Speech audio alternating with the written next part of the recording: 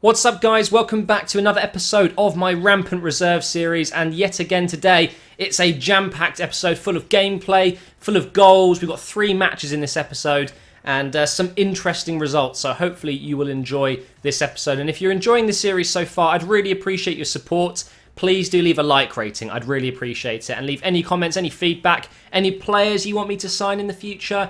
That would be fantastic. So what you're seeing here is me just checking out the side. We're playing the HE here against Tranmere Rovers. It is raining at the Emirates. I don't like playing in the rain in past FIFAs, but in this game, I don't know, I kind of like it. It makes the boots look extra shiny, and you guys know I'm a bit of a boots whore in this game. Now, I should mention, actually, you probably noticed already, actually, a lot of the players have different boots.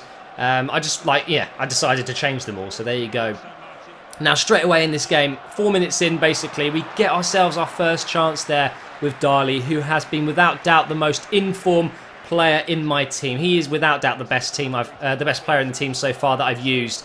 Really, really impressed with him. He came close, but then they run down the other side of the pitch, and almost on 13:37, they score themselves a pretty nasty header, and he slides through the flag, honestly. Now, while you're watching a bit of the gameplay in the background, obviously that was a goal by them. You're going to be trying... Basically, I'm trying to get back in this game. You'll see how many chances I have. It's pretty insane.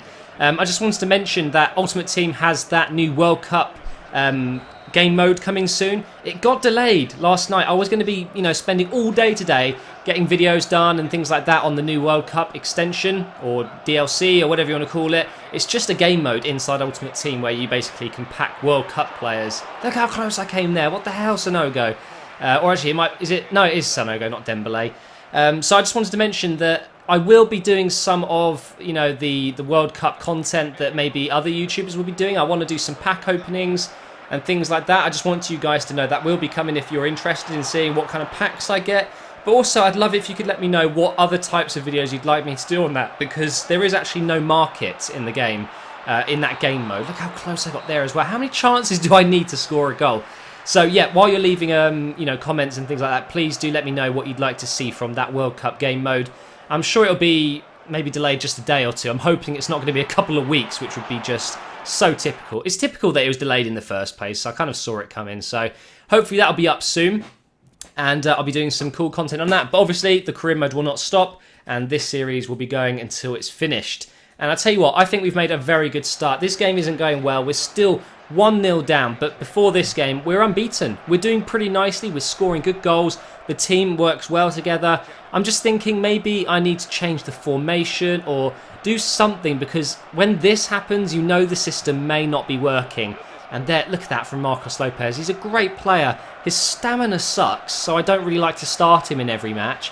And when he is playing, he makes loads of opportunities and, has a shot there.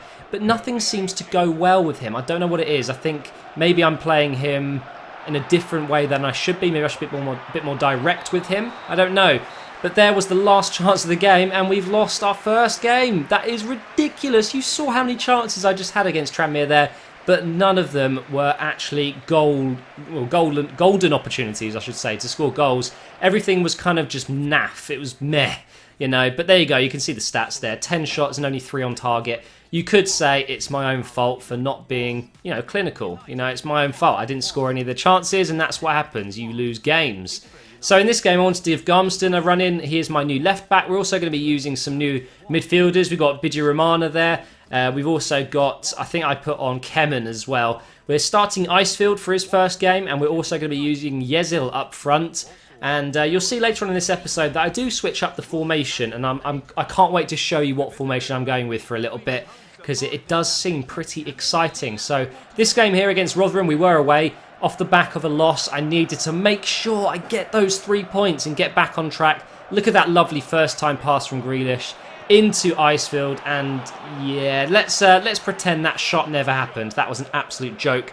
I'm not sure if Icefield will be playing many games for me, because he's slightly low rated and he's 20 years old. It's kind of like, if he has got potential, it's going to be a late bloomer, that's for sure. At 20, you'd expect him to be at least in the 60s, but he's only 57, I think, or 58 overall. It's not quite good enough. But look at this, guys. I should be running and having a shot, right? My decision-making in this game, or, these few matches that you're going to see, I don't know what was wrong with me. I was making the wrong decisions all the time. And obviously, you're going to pay for it, especially if your decisions are made poorly in defence like that. I mean, that was just so bad to let him run down the wing there. I should be closing him down, sliding in, and also I should be winning the header when the ball comes in. But Mikel was absolutely way out of reach of the ball, I should say. And the guy who scored the goal basically had a free header. You'll see it here. Mikel, he's near enough, and it's just he's not quite got to the ball there.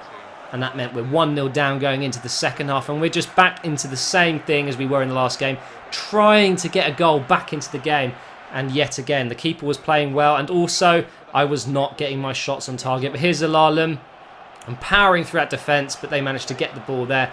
Icefield picks it up to pass to Yezil. Now, Yezil, I'm a little bit underwhelmed by at the moment. I will get used to him. I'm sure he'll play some more games. But he does provide the assist for Zelalem, who continued that run despite losing the ball, and now finally we do get that goal to bring it level. But up to the 90th minute there, the whistle blows, and we were unlucky really to not actually get away with a win here. So a little bit of a shame, and that means obviously just 1 point out of 6. That is not championship form. To get into the championship, I need to be winning pretty much every single game at this point. So unfortunately, it didn't quite work out for me. So the next game is vital. And that's where you're going to see I do actually change my formation. But obviously this series is about reserves. I want to get my own reserves. And I found this guy here, Sean Laggy. He seemed pretty decent. I've got some other players up here in my scout report who don't look particularly amazing. I mean, I saw this goalkeeper here, George Williams, and thought 60 to 82, it's just not quite what I'm looking for. I want someone who has 70 minimum. And that's what that player is that I signed up. So we'll take a look at him in the next month.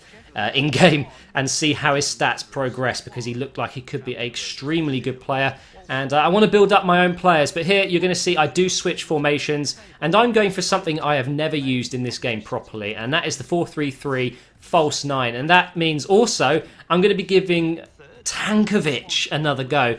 Now, when Tankovic first joined the club, I played him a couple of games. He missed an absolute sitter, and I lost confidence in him straight away. But we're going to give him another go here. Sonogo there drops into CF, and we switch him out for Tankovic, who is actually a CF. And we're also going to use that right wing for someone with a lot more pace, and you guys know who that means is playing, Miechi. He is such a freaking boss, you'll see in this gameplay here. So this is with the 4-3-3 false 9 formation, basically what Barcelona play, and it just opened everything up for me. I have no idea why I didn't try this before. Having a CF means, you know, he's not only going to be there scoring headers and, you know, being right at the top of the field, he drops down, almost like Rooney does, and picks out passes like that, which got to Miechi, and almost scores the goal. And it's a great attacking formation when you're counter-attacking. You're going to see here, Tankovic plays it up, here's Wellington, and we're driving up the pitch there. They don't know how to handle it, they just can't. Unfortunately, again, my decision-making lets me down there, give it away to their defence, and they managed to get away from it. But we tackle again, very much like Liverpool there, just tackling and then running up the pitch. And now this is where pace comes in. Look at Ryo Miechi. He is absolutely bossing it. He's so quick, it's scary. He honestly feels so quick in this game. Unfortunately, anything came from that cross. But in the second half, it was the same again, just making those tackles and bombing forward. This time with Tankovic with a great shot across goal, but it wasn't to be. That was not going in, and then we take the resulting corner, whipped in by Wellington Silva there, and look at that diving punch from the keeper. That was insane. Pulls back out here to Kemen, who's playing off the post. Mikel's going to score, is he? No, he's not. The keeper makes another fantastic save, and yet again, we're struggling to score. Oh, it's so frustrating when that happens, but Rio here, very strong, and look at this pass. Pass of the season so far. Wellington Silva, it's a difficult chance to actually stick away, but he does do it. Did you see that pass from Tankovic? You're going to see it again. I'm saying this right now, guys. I don't think I'm going to see a better pass this season. That is phenomenal from Tankovic.